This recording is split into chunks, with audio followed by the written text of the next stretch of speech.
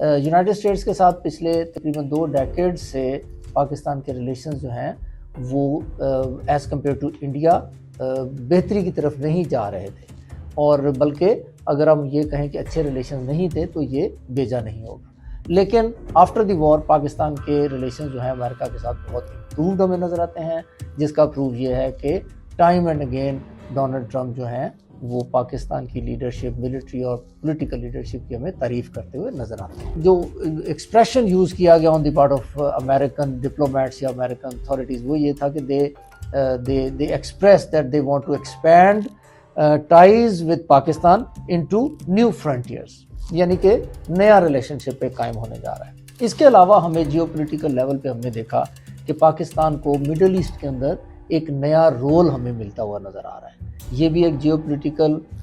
Side پر ایک پاکستان کی سمجھ لیں بڑھتی ہوئی امپورٹنس کا پروف ہے. اور last but not the least وہ یہ ہے کہ اس وار کے نتیجے میں جو کشمیر کا ایشو ہے وہ انٹرنیشنلائز ہو گیا جب ٹرمپ نے یہ کہا کہ جی امریکہ جو ہے اس ایشو کو ریزالو کرانے کے لیے اپنی جو ہے وہ سروسز دینے کے لیے تیار ہے. اور اس اسٹیٹمنٹ کے بعد کشمیر کا ایشو جو کہ بیک برنر پہ جا چکا تھا انٹرنیشنلی وہ دوبارہ ریوائیو ہو چکا.